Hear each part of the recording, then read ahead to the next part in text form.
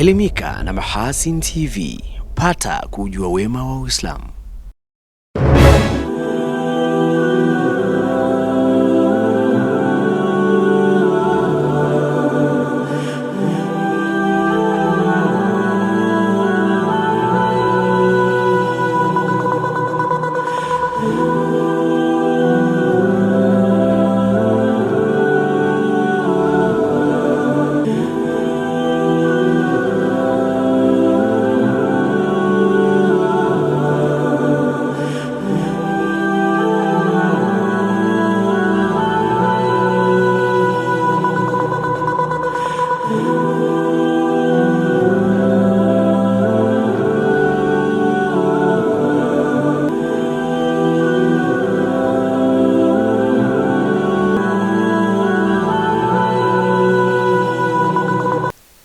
Assalamu alaikum warahmatullahi wabarakatuh, mtazamaji wa Mahasin TV. Na matumaini ya kwamba mzima popote pale ulipo na ukiendelea kuifuatilia Mahasin. Karibu sana. Hivi sasa ni wasaa wa kapu la habari, kwenye fursa pekee ya kuweza kukujuza kwa ambayo yamejiri kitaifa sambamba na habari za kimataifa. Mimi ni Saad Suleiman ambaye nitakusomea habari za hapa nyumbani na kupanda habari za nje ya mipaka ya Tanzania. Tutakuwa naye Hilali Seifu Riami hapo baadaye. Kwanza tuanze na mukhtasari miongoni mwa wale ambayo tumekuandalia siku hii ya leo. Bunge la Jamhuri ya Muungano wa Tanzania laidhinisha trilioni 20.19 bajeti Wizara ya Fedha kwa mwaka 2025-2026. Serikali ya mkoa yaeleza dhamira kuimarisha uwezeshaji sekta za kiuchumi. Na katika rubaa za kimataifa, zaidi ya watu 200 wafariki dunia kwa janga la mafuriko nchini Nigeria.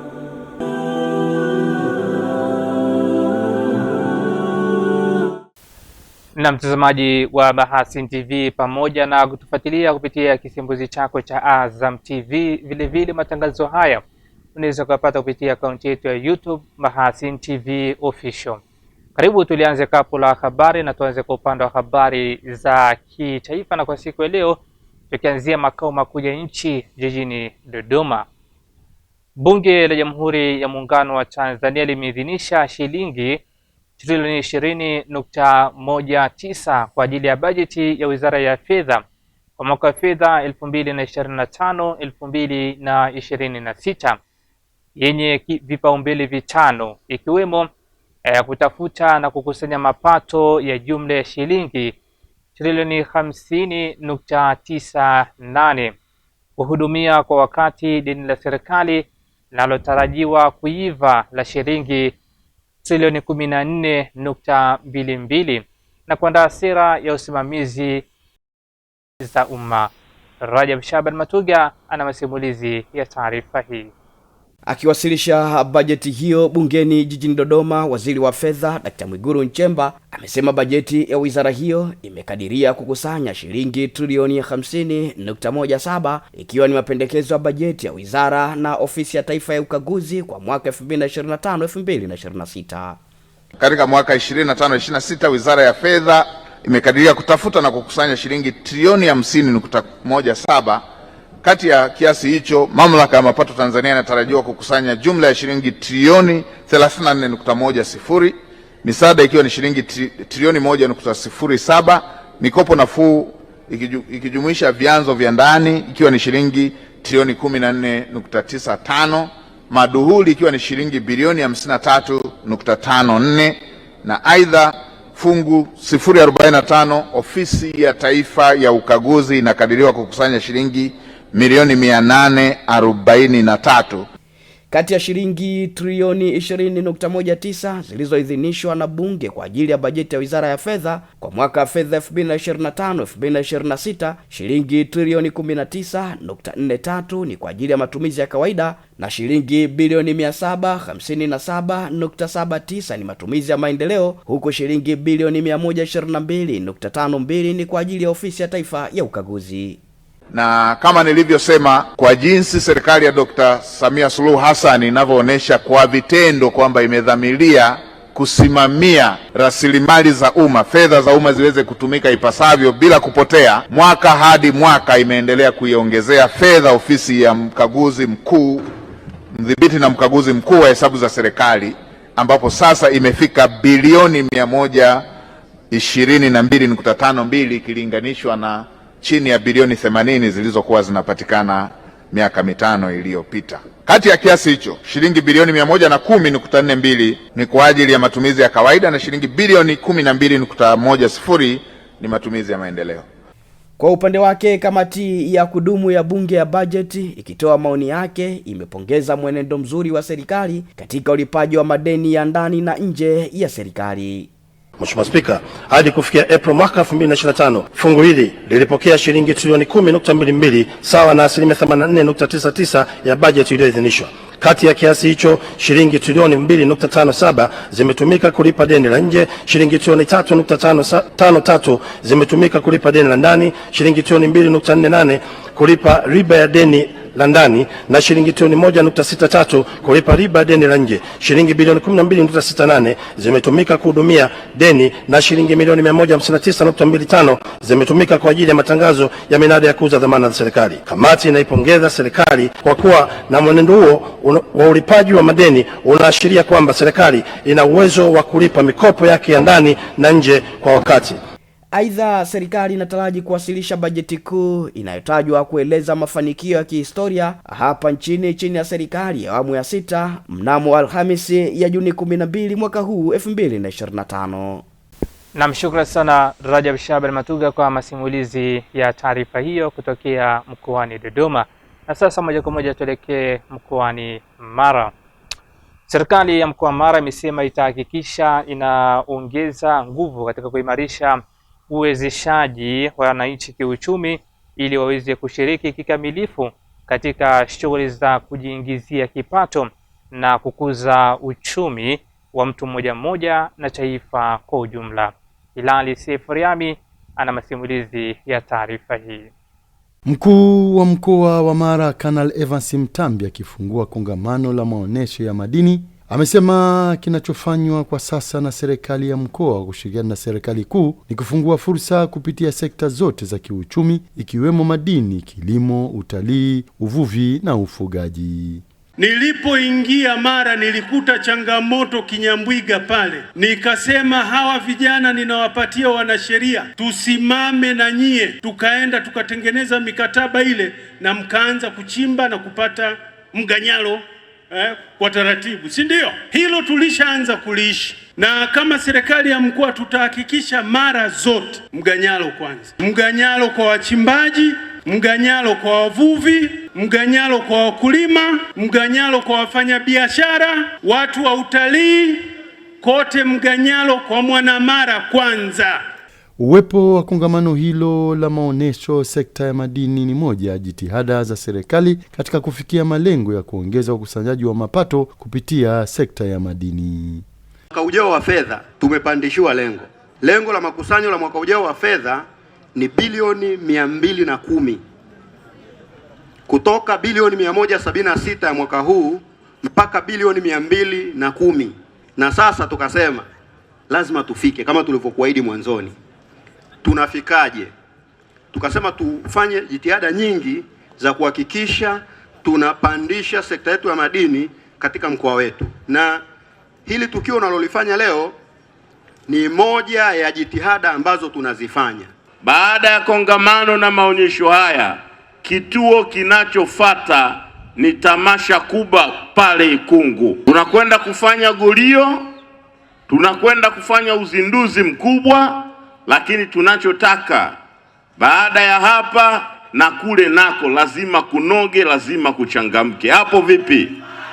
Wakiwasilisha kauli za wadau wa madini mkoani Mara, baadhi ya viongozi wa vyama vya wachimbaji na wafanyabiashara wa madini wameeleza hatua zilizopigwa kwenye sekta hiyo pamoja na changamoto zilizopo. Tuhamasishe watu wengine ili siku zote hizi waimbe nyimbo za kuja kwenye kongamano hili kujifunza, kuelewa vitu vingine ambavyo tulikuwa hatuna, ambavyo hatuvijui, ambao mikoa mingine ambayo sasa hivi imefanya makongamano haya yameisha piga hatua kubwa sana. Na sisi Ikungu pale tuna shida moja. Shida ya umeme imekuwa ni tatizo upande wa Ikungu, ambapo naamini hawa vijana tukipata pale umeme, si ajabu Mheshimiwa Mkuu wa Mkoa, huu mkoa ukawa namba 1 kwa ukusanyaji wa maduhuri badala ya Geita. Ndani ya mwaka huu kupitia Wizara ya Madini wametoa mwelekeo mpya kwa ajili ya Watanzania na wachimbaji kwa ujumla, kwamba Watanzania sasa wataenda kunufaika kwa kuwa na akaunti za dhahabu na token za dhahabu. Kila wanachokichimba wakanufaike nacho, wachimbaji na Watanzania kwa ujumla. Lakini wizara ipo katika mchakato wa kuhakikisha kwamba inawawezesha wachimbaji kuhusiana na mambo ya mitaji na mitambo ili uchimbaji uweze kuwa mkubwa zaidi. Wakati zoezi la kusambaza mitungi ya gesi 13,020 itageuzwa kwa bei ya ruzuku ya 50% katika mkoa wa Shinyanga, imeelezwa kuwa mradi huo unakwenda kuchochea, kuwezesha na kuboresha matumizi ya nishati safi ya kupikia katika maeneo ya vijijini na pembezoni mwa mji. Mara baada ya kupokea taarifa ya miradi ya usambazaji wa mitungi ya gesi kwa bei ya ruzuku inatekelezwa na wakala wa nishati vijijini REA, mkuu wa wilaya ya Kishapu Peter Masinde amehamasisha wananchi kuchangamkia fursa hiyo na kuachana na imani ya kwamba chakula kinachopikwa na gesi akiivi vizuri na wala si kitamu. Bahati nzuri watu wengi ndio wameanza kuitumia sasa hivi gesi. Gesi ilikuwa itumiki sana nchini Tanzania. Gesi ina muda mfupi sana. Sasa kutokana na ule ugeni wa matumizi yake, ndio maana watu wanasema kwamba gesi ukitumia chakula hakivi. Ni ile tu kwa sababu walikuwa wamezoea kutumia kuni. Lakini ukija kujiuliza, mjini wale wengi hawana mkaa, wanatumia gesi. Ukienda kwenye mahoteli yote, chakula ambacho tunakula wanatumia gesi. Kwa nini tunakula chakula kitamu ambacho kimepikiwa kwa gesi? Kwa hiyo ile ya kusema tu kwamba ukipikia gesi chakula kiwezi kuwa kitamu ni mtazamo wa watu kwa sababu ya ugeni wa matumizi ya gesi. DC Masinde amewahamasisha wananchi wa Kishapu kutumia gesi kwa matumizi ya kupikia kutokana na faida zake nyingi tofauti na matumizi ya kuni na mkaa. Tutumie gesi kwa sababu kwanza inaokoa muda. Hauhangaiki tena kutafuta hadi mafuta ya taa ili uweze kuwasha moto. Lakini pia ni rafiki wa mazingira. Hauhangaiki tena kuwa na uchafu ndani na mazingira yako. Lakini pia inatutunzia mazingira yetu. Hauhangaiki tena kwenda ukatakata miti ovyo ovyo. Polini, matokeo yake unakutana na wanyama wakali au kaumwa hata na nyoka. Lakini ukiwa na gesi yako, dakika 5 umeshawasha kila kitu, chakula kiko tayari, watu wanakula na shughuli zingine zinaendelea. Tofauti na mtu anapotumia kuni au mkaa. Kwa upande wake mhandisi wa miradi wa REA mkoani Shinyanga Bi Aneti Ndainabo amesema mitungi ya gesi 13,020 itakayosambazwa mkoani humo ni utekelezaji mkakati wa kitaifa wa nishati safi ya kupikia unaolenga kuongeza matumizi ya nishati safi kufikia 80% ifikapo mwaka 2034. Hili zoezi linafanyika katika mikoa 25 ya Tanzania na leo tupo katika mkoa wa Shinyanga ambapo tunatarajia katika mkoa huu jumla ya mitungi 13,020 itasambazwa na kila wilaya, ambapo katika mkoa huu kuna wilaya 4 na kila wilaya itapata jumla ya mitungi 3,255. Zoezi hili la usambazaji mitungi mkoa wa Shinyanga linaendelea vizuri kwenye halmashauri zote hizo 4 kwa maana ya Msalala, Ushetu, Shinyanga DC na Kishapu. Nako mkoani Tabora, wajasiriamali wanajipatia kipato chao cha kila siku kupitia mnada wa mifugo wa Ibologiro uliopo kata ya Ilobogiro wilayani Igunga mkoani Tabora. Wameeleza kunufaika pakubwa baada ya serikali kuboresha miundombinu ya mnada huo, hatua iliyopelekea kudhibiti vitendo vya utoroshaji wa ng'ombe. Mwanahabari wetu Saidi Kapalila kutokea mkoani Tabora ana undani wa taarifa hii. Wajasiriamali na wafanyabiashara hao wamesema hapo awali kabla ya kujengwa kwa ukuta na kuboreshwa kwa miundombinu hiyo, watu wasio waaminifu walitumia mwanya huo kutorosha mifugo na kuikosesha serikali mapato. Hali ilikuwa mbaya sana kwenye huu mnada kwa sababu unaona kama hii fenzi watu hata mapato serikali kwa haipati. Sababu watu walikuwa na ng'ombe kikimbia huko kwa inatoka bila hata kama inaenda hivyo kwa kijiji. Lakini kwa sasa hivi mnada umewekwa fenzi.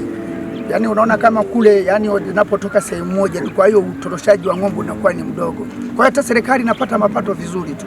sisi tunaneemeka na serikali inapata mapato mazuri tu. Kabla uzio hujazungushwa tulikuwa tunapata tabu. Mifugo ilikuwa inapotea, kiacha huko inapotea, usalama unakuwa mdogo. Tangu uzio uweko huu sasa hivi kwa kweli mfugo hata kumwacha huko hata siku mbili unamkuta huko hapotei wala haendi kokote. Kwa kweli wametuboreshea vitu vizuri. Uboreshaji wa miundombinu hiyo na uwepo wa huduma zingine ikiwemo huduma za kifedha kunanufaisha mnada huo kiuchumi pamoja na wananchi kwa ujumla. Tunashukuru serikali kwa kweli, miundombinu ni mizuri, uzio wa mnada ni safi, hata mfugo ukimwacha huko kupotea ni kazi. Kingine tunashukuru kikubwa, tumeletea huduma ya kibenki pale, kwa kweli tunashukuru serikali sana. Kama mlinzi nanufaika na pesa ninayolipwa na halmashauri. Pesa ninapolipwa huwa inanisaidia kwenye familia yangu, hususan nina mtoto anayesoma sekondari.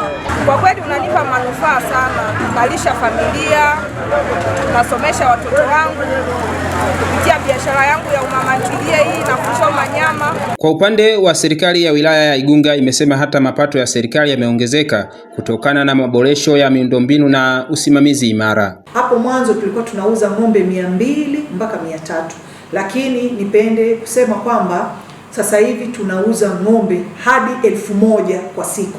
Haya ni mafanikio makubwa. Shukrani za dhati ziende kwa Mheshimiwa Rais wa Jamhuri ya Muungano wa Tanzania kwa kuwa yeye pia ameweza kutuwezesha kwenye idara hii kutuletea fedha na kuboresha miundombinu. Sasa hivi eneo letu la mnada wa Iborogero lina uzio na lina entrance moja tu ambazo tunaweza kucontrol. Hapo awali ng'ombe walikuwa wanaweza kupenyezwa katika maeneo tofauti tofauti. Kwa hiyo hapo awali tulikuwa tunakusanya 3 milioni mpaka 5 milioni kwa mwezi, lakini sasa tumeshakusanya 18 milioni.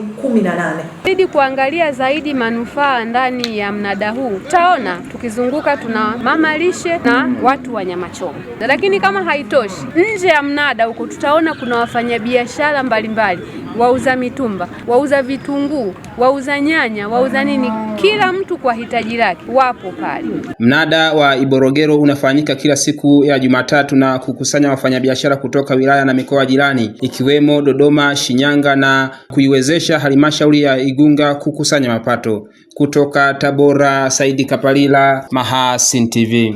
Naam, shukrani sana Saidi Kapalila kwa masimulizi ya taarifa hiyo kutokea mkoani Tabora. Mtazamaji wa Mahasin TV, taarifa hiyo inatupa nafasi ya kuweza kutoka hapa Tanzania bara tukavuka maji mpaka ni visiwa vya Marasha, karafuu na uchumi wa buluu. Tuelekee katika kisiwa cha Unguja. Kikosi cha zimamoto na uokoaji Zanzibar kimefanikiwa kudhibiti na kuzima moto ulioibuka katika meli ya mizigo iliyotambulika kwa jina la Hadha Min Fadhli Rabbi, inamilikiwa na kampuni ya Spice ya Zanzibar, iliyokuwa imeegeshwa nje kidogo katika bandari ya Malindi, mkoa wa Mjini Unguja. Ilali Sefriami ana masimulizi ya taarifa hii. Akiongoza kikosi cha zimamoto na uokozi kilichofanikiwa kuudhibiti na kuuzima moto huo, mkuu wa operesheni wa kikosi hicho, kamishna msaidizi wa kikosi cha zimamoto na uokozi Haji Pandu Hamad, ameeleza namna waliofanikiwa kukabiliana na moto huo. Kikosi cha zimamoto na uokozi kilipata taarifa kwa njia ya simu kutoka kwa control tower bandari. Hatua tulizochukua kama kawaida yetu ni kutoa kikosi cha zimamoto na uokozi kinachoshughulika sehemu za bandarini na sehemu za pwani kwenda kupambana na hilo tukio. Ni kweli walipofika walikuta moto huo unaendelea kuwaka na kuweza kuudhibiti mnamo majira ya saa 8 za mchana. Aidha, ACF Haji Pandu Hamadi ameeleza walichobaini meli hiyo kutokuwa na vifaa kukabiliana na majanga ya moto, jambo lililopelekea kushindwa kuudhibiti moto huo ukiwa katika hatua za awali. Kutoa wito kwa wamiliki wa vyombo vya baharini wawe na miundo mbinu inayoendana na meli zao, kwani katika uchunguzi wetu katika meli hiyo hamna vifaa ambavyo vinavyoweza kudhibiti moto wakati unapolipuka kwenye meli. Kwa mujibu wa nahodha wa meli hiyo Ali Muhammad Ali, amesema bado hawajafahamu kiini na chanzo cha tukio hilo la moto lililotokea majira saa 5 asubuhi ya Juni 3. Kwa hiyo tupo kwenye kufanya uchunguzi nini hasa kilitokea. Lakini nachukua muda upya kuwashukuru watu wa fire, watu wa bandari, Fire Master, LCT Kotamoroni, wote walikuja kwa kutusaidia na vyombo vingine watusaidia kwa mawasiliano kufikisha taarifa kwa vyombo husika hivyo vyote nilivyotaja, na tumepata msaada, tumefanikiwa kuzima huo moto. Taarifa zaidi itafuatia baada ya kufanya uchunguzi. Na mtazamaji, tukiendelea kusalia kwenye kisiwa hicho cha Unguja, wafugaji katika shehia ya Mwanakwerekwe wilaya Magharibi Ba mkoa mjini Magharibi wametakiwa kuheshimu eneo la makaburi ya Mwanakwerekwe na kuacha mara moja tabia ya kuingiza mifugo yao katika makaburi hayo kwa ajili ya malisho. Rajab Shaban Matuga ana masimulizi ya taarifa hii. Akipiga marufuku tabia hiyo, sheha wa shehia ya Mwanakwerekwe Amani Ayubu Makame amesema serikali ya shehia tayari imeshaorodhesha mifugo yote iliyopo ndani ya shehia, hivyo hatua zaidi za kisheria zitachukuliwa kwa atakayekaidi, ikiwemo kutaifishiwa kwa mifugo yake. Wanaokuja kuzika wanatulalamikia kwamba hapa pamelala maulamaa, wamelala hapa, na sio haki kuja mtu kuleta mifugo yake. Yule ambaye ana mifugo hana namna ya kuifuga apeleke kwa ndugu zake shamba, lakini sio humu. Hii ni sehemu ya kuzikana tu. Kwa hivyo natoa wito kwa watu wote ambao watakuwa wanapata taarifa hii, basi wachukue hatua kuhusu wanyama wao. Na hata siku serikali ikiamua kwamba tunachukua ng'ombe, itakuwa wewe hutosema kwamba habari sijaipata. Hili ni tangazo la sheha wa shehia Mwanakwerekwe. Kauli hiyo ya sheha inaungwa mkono na mkurugenzi wa baraza la manispaa Magharibi Ba Bi Sabra Isa Machano, ambaye amekemea tabia baadhi ya wananchi kutupa taka, kuingiza na kufunga wanyama wao katika maeneo ya makaburi hayo. Kwani kumekuwa kuna mifugo kama ng'ombe ambayo inakuja hapa kula, alafu inasogea barabarani, inapelekea ajali, kunapelekea changamoto nyingi. Kwa hiyo miombi langu kwa sisitiza wananchi hasa wanaokaa hapa kufanya uangalizi wa karibu wa mifugo yao ambayo iko katika mazizi, iwekwe kwa vizuri na kuhakikisha haifiki barabarani ikasababisha ajali. Na vile vile hii sehemu ya makaburi sio jaa. Sisi kama binadamu sote, hii ndo safari yetu. Kuelekea kilele cha siku ya mazingira duniani mnamo Juni 16 mwaka huu 2025, manispaa ya Magharibi Ba imepanga kuendesha operesheni maalum ya usafi wa mazingira itakayofanyika kwenye maeneo mbalimbali, hasa maeneo yenye mikusanyiko ya watu wengi. Bado kuna mahitaji ya ukuta kumaliziwa, na sisi leo hii tumejitolea sio tu kuwakumbuka walio hai, bali hata waliofariki wanastahiki kukaa kwa heshima, kukaa katika sehemu iliyo safi, kwa sababu tunakumbushana mazingira ya nyumba yako juu yako mwenyewe kuweka usafi, lakini ukitoka nje ya nyumba yako katika wilaya hii ya Magharibi B, basi ni jukumu letu kama manispaa. Kwa hiyo leo hii tumeanza hapa na tutaendelea kuelekea shamra za siku ya mazingira duniani ambayo zinategemewa kuadhimishwa tarehe 14 mwezi wa 6. Na mtazamaji Mahasin TV, taarifa hii kutokea kisiwani Unguja, na tutamatishia kapu la habari kwa upande wa habari za kitaifa. Tupate mapumziko mafupi, tukirejea ni habari za kimataifa. Mahasin TV channel namba 455 katika kingamuzi cha Azam.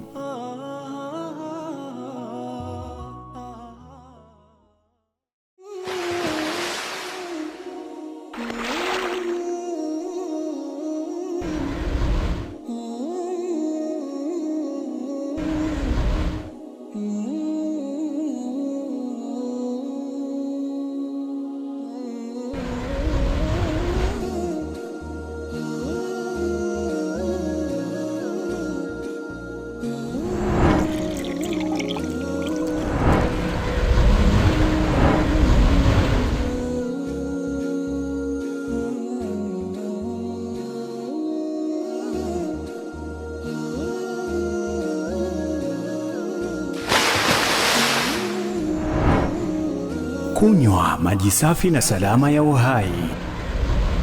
Bidhaa bora ya Bakhresa.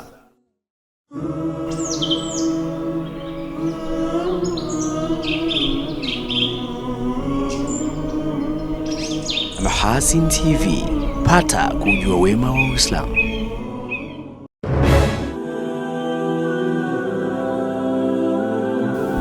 Shukrani sana mtazamaji wa Mahasin TV kwa kuendelea kusalia nami ndani ya kapu la habari, na sasa ni wasaa mzuri na kuweza kufahamu ile ambayo imejiri nje ya mipaka ya Tanzania, kama ambavyo yanaletwa na masimulizi na Hilali Seifuriami. Katika habari za kimataifa tunaanzia huko nchini Nigeria. Mafuriko makubwa yaliyotokea kaskazini mwa Nigeria wiki iliyopita yamesababisha vifo zaidi ya watu 200. Kamishna wa masuala ya kibinadamu wa jimbo la Niger, Ahmad Suleiman, ameziambia duru za habari kuhusiana na janga hilo na kueleza kwamba mamia ya watu wengine hawajulikani walipo na kuna wasiwasi kwamba wamefariki.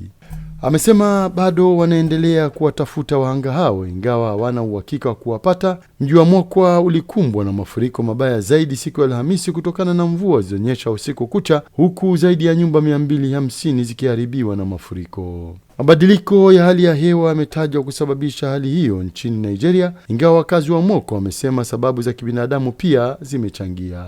Mji wa Mokwa ni kiungo kikuu cha kibiashara kati ya wafanyabiashara wa kusini na wazalishaji wa mazao ya kilimo wa kaskazini mwa Nigeria. Kwa kuzingatia hayo, tutaona kuwa madhara ya mafuriko hayo kwa binadamu na kwa uchumi ni makubwa sana.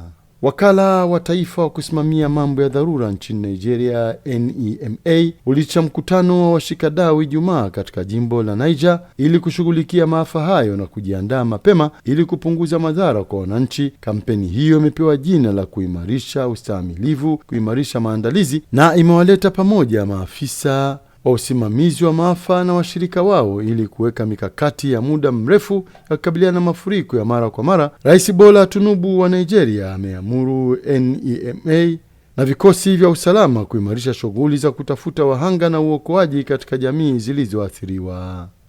Kwingineko, Baraza Kuu la Umoja wa Mataifa limechagua nchi 5 ambazo ni Bahrain, Colombia, Jamhuri ya Kidemokrasia ya Kongo, Latvia na Liberia kuhudumu kama wanachama wasio wa kudumu Baraza la Usalama kwa muhula wa 2026-2027. Mataifa hayo yatachukua nafasi za Algeria, Guyana, Sierra Leone, Slovenia na Korea Kusini zinazomaliza muda wao wa kuhudumu mnamo Januari mosi 2026 na kuungana na wanachama wengine 5 wasio wa kudumu kwenye baraza hilo ambao ni Denmark, Ugiriki, Pakistan, Panama na Somalia. Baraza hilo la usalama lenye jukumu la amani na usalama ulimwenguni ni wanachama 15 ambapo 5 kati yao ni wa kudumu. Mataifa yenye wanachama wa kudumu ni Uingereza, China, Ufaransa, Urusi na Marekani ambayo yana kura ya turufu. Wanachama wengine 10 huchaguliwa kwa vipindi vya miaka 2. Nchi huchaguliwa kwa kura ya siri huku viti vikitolewa kutokana na makundi ya kikanda. Mataifa hayo 5 yaliyochaguliwa siku ya Jumanne ambapo hayakupingwa. Na mawaziri wa ulinzi kutoka kundi la mawasiliano ya ulinzi wa Ukraine wanakutana Jumatano hii mjini Brussels nchini Ubelgiji ili kuratibu na kutoa msaada zaidi wa kijeshi kwa Ukraine. Waziri wa ulinzi wa Ukraine Rustem Umerov anatarajiwa kuwahutubia washirika wa nchi yake kuhusu hali ya kwenye uwanja wa vita nchini humo pamoja na mahitaji muhimu zaidi. Mazungumzo hayo ambayo awali yaliongozwa na Marekani sasa yataongozwa na waziri wa ulinzi wa Ujerumani Boris Pistorius na mwenzake wa Uingereza John Healey. Wanasiasa hao wawili wanajaza pengo la aliyekuwa waziri wa ulinzi wa Marekani Lloyd Austin ambaye alianzisha kundi hilo ambalo pia lilipewa jina la kuitwa kundi la Ramstein na jumuisha takribani nchi 50 kabla mabadiliko ya serikali nchini Marekani. Katibu mkuu wa NATO Mark Rutte pia anatarajiwa kuhutubia waandishi wa habari kabla mkutano wa mawaziri wa ulinzi wa muungano huo mjini Brussels Alhamisi wiki hii. Hilal Sefuriami, Mahasin TV. Shukrani sana Hilal Sefuriami kwa masimulizi ya taarifa hizo za kimataifa. Na mtazamaji wa Mahasin TV, kabla sijaweza kutia utoa katika kapu la habari, tuikumbushe miongoni mwa habari tulizotoka nazo siku hii ya leo. Bunge la Jamhuri ya Muungano wa Tanzania laidhinisha trilioni 20.19 bajeti Wizara ya Fedha kwa mwaka 2025-2026. Serikali ya mkoa yaeleza dhamira kuimarisha uwezeshaji sekta za kiuchumi. Na katika rubaa za kimataifa, zaidi ya watu 200 wafariki dunia kwa janga la mafuriko nchini Nigeria. Shukrani sana mtazamaji wa Mahasin TV kwa kuweza kulifuatilia kapu la habari kuanzia mwanzo mpaka kufika hapa tamati. Mimi ni Sande Suleiman ambaye nimesoma habari za hapa nyumbani, na kwa upande wa habari za nje mipaka ya Tanzania ilikuwa naye Hilal Sefuriami. Kwa niaba ya timu nzima ambayo tumeshirikiana kwa pamoja kuweza kuliandaa kapu la habari, na kutakie utazamaji mwema wa vipindi vinavyoendelea kutoka hapa Mahasin TV. Wabila tawfiki, assalamu alaikum warahmatullahi wabarakatuh.